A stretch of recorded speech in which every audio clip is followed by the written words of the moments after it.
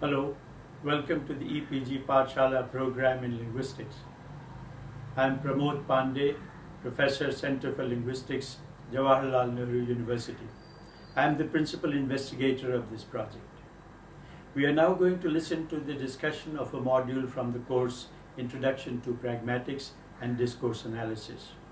The coordinators of this course are Professor Imtiaz Asnan, Department of Linguistics, Aligarh Muslim University, Aligarh, and Professor Rajneesh Arora, English and Foreign Languages University, Lucknow campus. The title of the module is Cross-Cultural and Intercultural Pragmatics. And the author of the module is Dr. Kalyani Samantre, Associate Professor, PG Department of English, Utkal University, Bhubaneswar, Orissa. Listen to the discussion.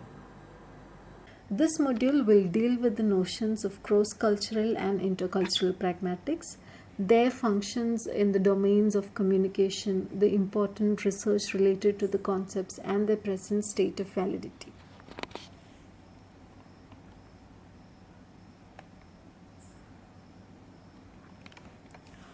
Cross-cultural and intercultural pragmatics focus on the relationship between communication and culture in different ways. That is, identifying formulation of individuals in one's own culture and across other cultures, and how individuals use language influenced by their own culture and other cultures. Cross-cultural and intercultural communications are overlapping concepts and have become immensely important in the 21st century as communities interact closely with each other more than ever for a number of requirements.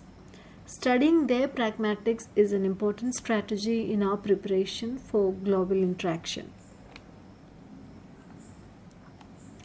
Before we get started, let's understand the concepts of culture and pragmatics.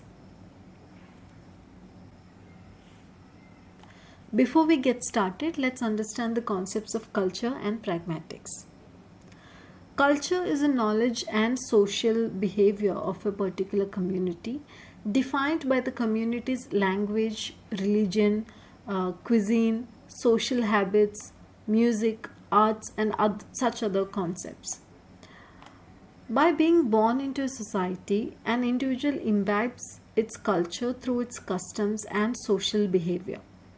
As a result, one's identity becomes closely integrated with one's culture, and that culture becomes an individual's history and background. For example, Indians have typical food habits that do not match with the food habits of Western culture. People come across other cultures through travel, marriage, education, or business, which then influence and modify their original ideas, customs, and social behavior. For example, an Indian student studying in an American university understands American food habits and may gradually modify his or her Indian food habits to some extent. Modifications also happen in the use of language, clothing, and so on. Culture is a shared set of values, and language is influenced by culture at all levels, and we consider cultural implications mostly unconsciously when we communicate. For example, in the English-speaking countries, the polite culture makes people use the words thank you and sorry several times every day. Pragmatics is a branch of linguistics that studies language use in social contexts. That is to say, how people produce and understand meanings through language in different contexts. Language production happens through the use of words and sentences. When words and sentences are placed in real social situation, their meaning goes beyond the literal meaning to the level of implied meaning. Let's look at an example. So imagine there's this woman sitting in a bedroom with her baby, and her husband is standing somewhere next to her, maybe in another room, maybe in the next room. And then suddenly the doorbell rings and the woman says out loud, the doorbell, I'm with the baby. So she does not say a complete sentence. All she says is a fragment of words. She just says, the doorbell, I'm with the baby. So upon hearing this, the man walks towards the door to open it. Now what happens is the listener, that is her husband, the man in this case, understands the speaker's meaning to open the door, although the speaker has not mentioned it explicitly.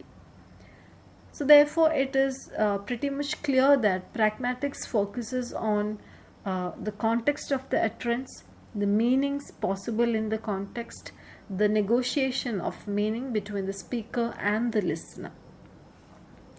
All these pragmatic issues of communication are tempered by cultural perspectives in which people interact with each other using language.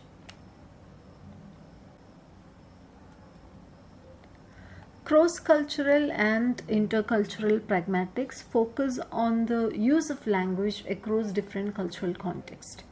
Cross-cultural pragmatics deals with comparing and contrasting two or more cultures and their use of languages. When we travel to other countries, we immediately realize the differences in culture and the differences in the use of language. Similarly, cross-cultural pragmatics is a study of these differences in the real-life use of language in common context by language users from different cultural and linguistic backgrounds. It is complemented by intercultural pragmatics. Intercultural pragmatics studies what happens when two or more culturally different groups come together, interact and negotiate to communicate.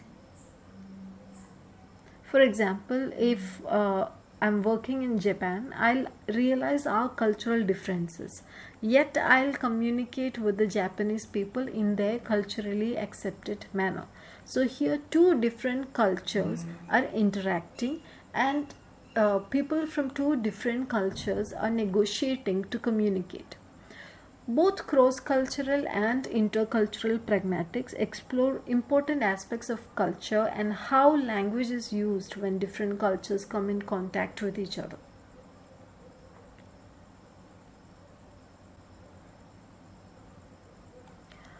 Cross and intercultural pragmatics are relatively new fields of research concerned with how the language system is put to use in social encounters between human beings who have different first languages and come from different cultures but communicate in a common language.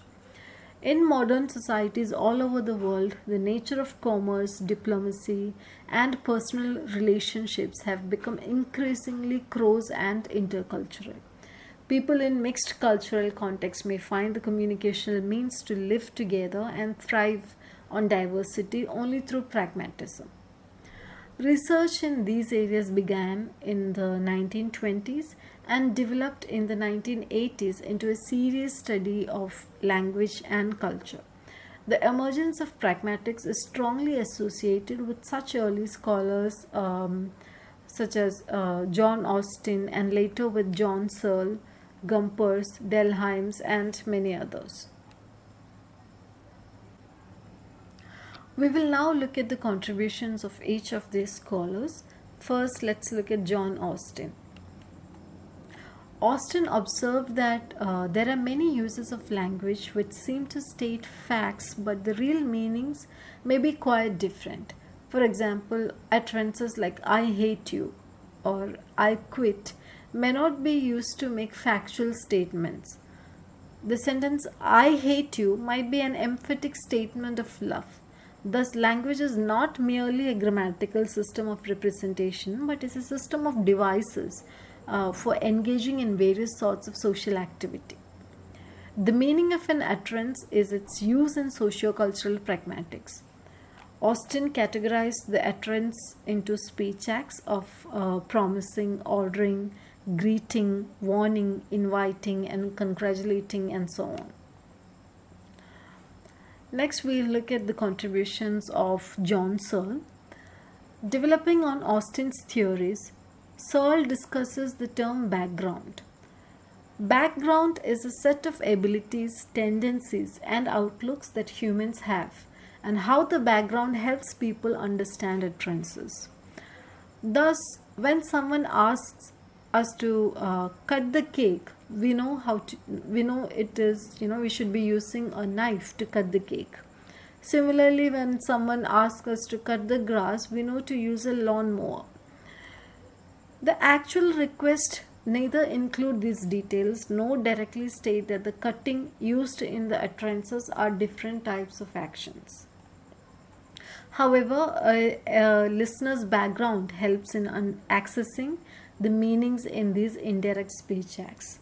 The utterance, "Can you pass the salt?" is another example of indirect speech act, which does not have question function, although it is structured as a question. So here the listener understands this as a request and not a question. Knowing when, where, and with whom to use direct and indirect speech acts is very important in cross and intercultural communication, because in some cultures people are more direct while in some they are more indirect. Moving on to Gumperz. The focus into cross-cultural pragmatics got enriched by the research done by Gumperz, Himes, and many others who followed. Gumperz draws our attention to the nature of cultural phenomena in speech. According to him, culture is at the core of speech situations, as it is composed of values and norms. What can be observed and analyzed in cross-cultural communication are different conventions of communication, different speech style, and narrative patterns. For example, in England, when people meet anyone, younger or older, they say good morning or good evening to each other as a mark of cordiality. In India, if we meet an elder, we say first namaste, namaskar, or namaskaram as a mark of respect. And it is not expected of the elders to first say namaste, namaskar, or namaskaram. These differences are distinctions in culture. He also discusses how people identify themselves or others on the basis of speech styles employed. Other factors such as the speech context and the identity the speaker wants to create for herself also play major roles in cross and intercultural pragmatics. For example, a speech becomes formal when a scientist presents a lecture on solar energy to government officials, but informal when the same scientist discusses the uses of solar energy with village people. In the first instance, the speaker would create the identity of a knowledge giver, while in the second instance, that of a friend. Now we look at the contributions of Himes. Himes points out in his research the issues of cultural diversity and inequality. He concludes that we no longer live in a neat world in which every person has only one language and belongs to one culture. We also never use a language. We always use a variety of a language, a speech style, a dialect, or a type of interaction. For example, people in Hindi-speaking areas use such dialects as Haryanvi, Awadhi, Braj Bhasha, Magadhi, Maithili, Bhojpuri, Ankika, and so on. However, one dialect from all these dialects becomes the language of power. In English, as also in every other language, the same situation is prevalent. The power dialect is socio-culturally determined. Himes also discusses the inequality of language varieties as a fact of life. It is a central aspect of socio-linguistic dynamics, which makes one dialect or one language more powerful and prestigious than others used in the same language community. For example, all over the world, English is considered to be the language of opportunity and prestige.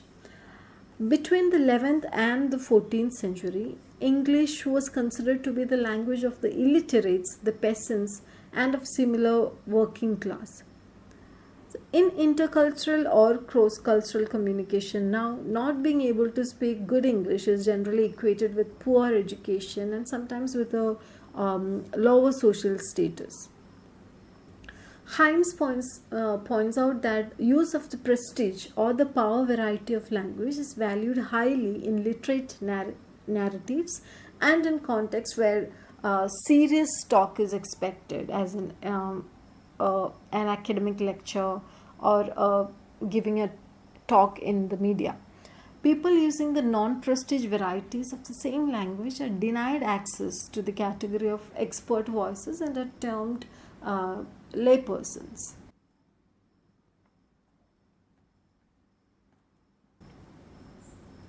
Recent researchers study all observable language behavior in cross and intercultural contexts.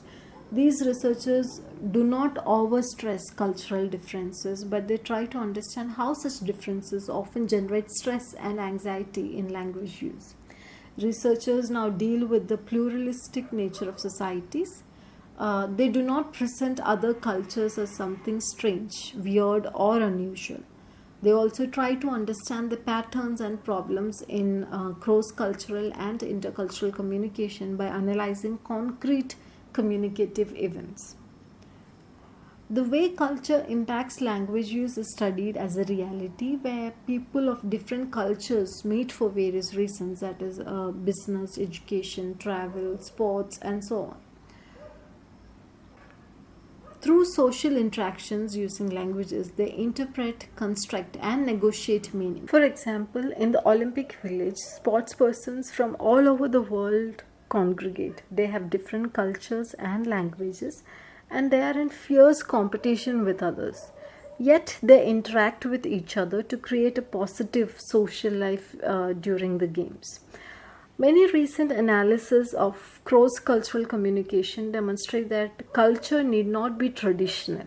It need not be seen as something which is deposited in every member of a particular society.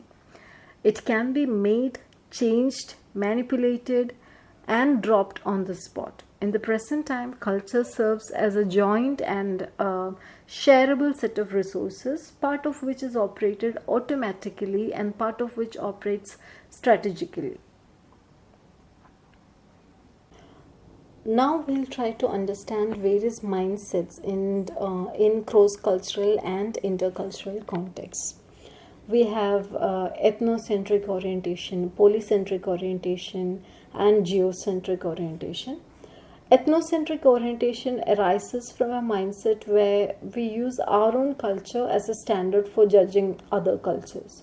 For example, some Indians living abroad critique the Western culture from the perspective of the Indian culture and making judgments on the first.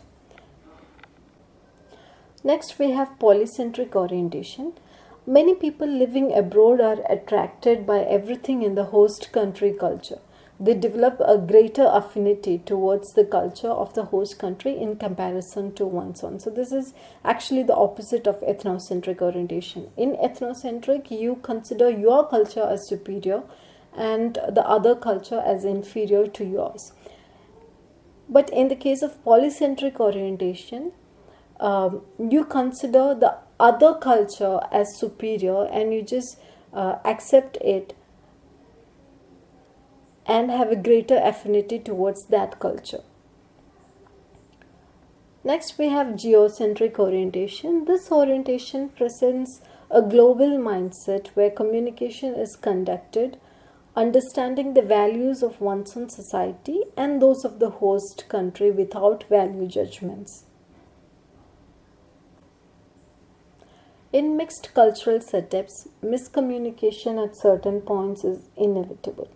Miscommunication occurs especially when there are significant cultural differences between communicators and communities in their languages, habits, values, ways of relating to others, and so on. For example, North Americans tend to be frank and explicit, quickly getting to the point, whereas the Japanese tend not to be straightforward, as this is considered impolite in the Japanese culture. For example, A Japanese travel agent kept on persuading an American businessman to take a train to a certain city in Japan. The American kept insisting that he would like to take a flight. While the Japanese could not understand why the American not get the point that there was no flight to that city, the American felt frustrated why the Japanese travel agent not book her a flight ticket. So this is what happens when people who belong to two different cultures try to interact.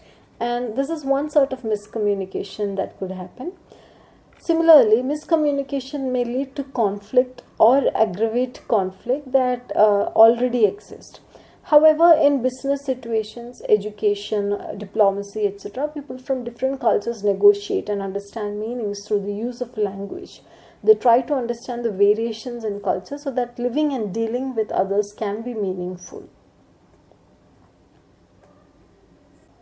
It becomes now a necessity to learn about and understand other cultures and how culture determines the language behavior of a community. There are certain points to be careful about while interacting with people from other cultures. We'll now discuss these points. First one is choosing the appropriate topic in conversation. While the British do not want to discuss their family with strangers, the Americans are quite open in that respect. If they do not understand this, the British may find the American intruding into his privacy, and the American may understand the British not friendly and frank. So, choosing the appropriate topic, understanding each other's culture is very relevant. Another important problem is opening and closing conversation. Now, depending on each culture, this may vary. How a person begin the conversation and how they end the conversation may vary depending on the culture.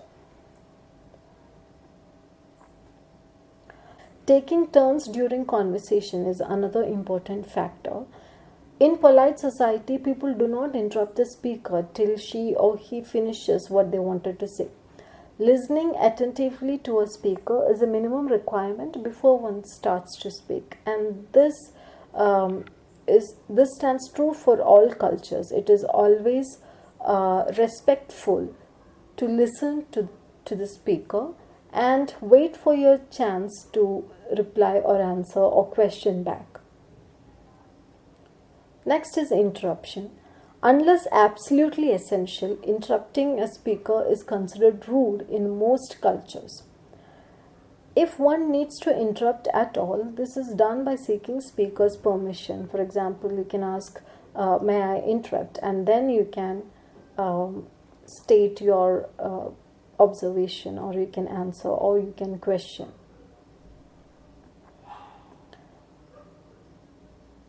Next is use of silence.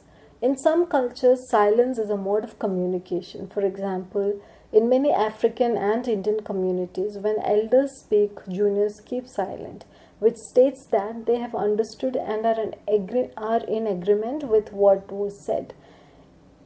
On the contrary, in Western societies, extended silence of the listener can cause strain on the speaker. Another important point is knowing how much to say. In some cultures, people are used to speak a lot without any care for the other's point of view. This is tolerated in some society, but not in many contexts. So it's very important to know how much to say and to follow other rules such as taking turns, keeping silent when necessary, not interrupting the speaker, or to know the correct way of opening or closing the conversation.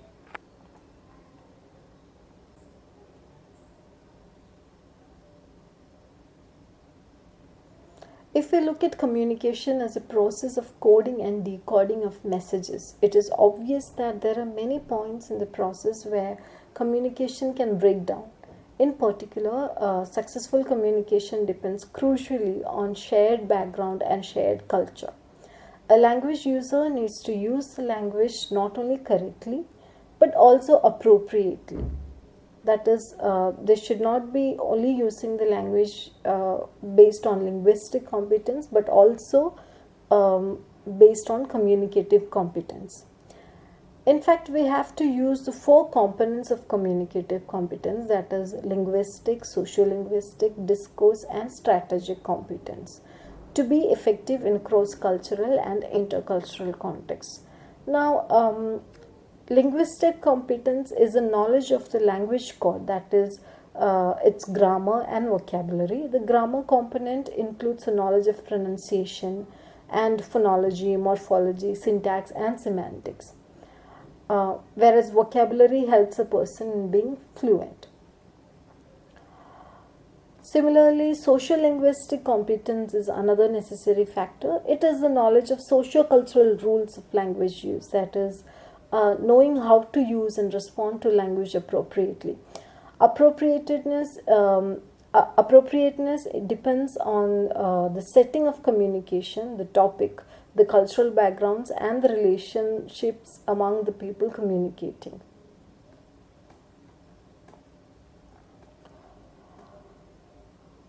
Moreover, being appropriate depends on knowing the norms and taboos of other culture, the politeness indices, how a specific attitude is expressed. For example, how should you speak to a person with authority or to a friend, or how to express sarcasm, courtesy or irony, etc.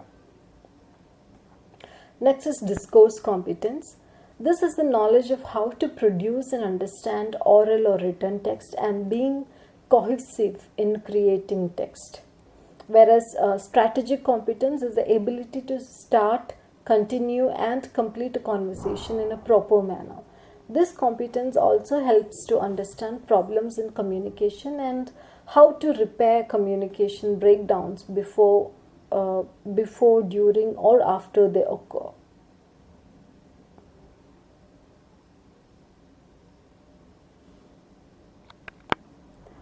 Another important thing to know is that when the communication is between people of different cultures, even if they share a common language, things can go wrong. Knowledge of a language does not automatically provide the cultural background to successfully communicate in that language like a native speaker can. So differences in culture affect communication in many ways. For example, members of certain cultures are much more likely to use indirection than members of certain other cultures. Let's say the Japanese are famous for being indirect in speech, while Americans are eminent for being direct. Because Americans are not used to the level of indirection that Japanese use, they sometimes completely misunderstand what is being said.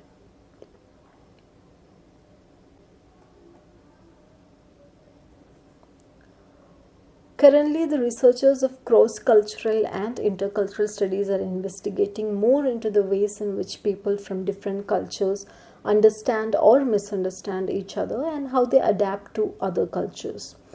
They also research the process of communication that develop intercultural sensitivity and diminish bias and antagonism against other cultures. Courses in cross-cultural and intercultural pragmatics use increasingly sophisticated techniques for addressing the practical concerns of teaching, media, business, travel, and social service. Cross-cultural and intercultural competence bestows on us the ability to live and work in another culture without too much discomfort. These abilities improve our communication with other people in a respectful and trustworthy manner. Thank you. Summary. This module continues the discussion of cross-cultural and intercultural pragmatics. Research in this area focuses on the processes of communication that develop intercultural sensitivity and diminish bias and antagonism against other cultures. These explorations help people to expand their cultural dimensions. Courses in cross-cultural and intercultural pragmatics use increasingly sophisticated techniques for addressing the practical concerns of media, business, travel, social service, and education. Thank you.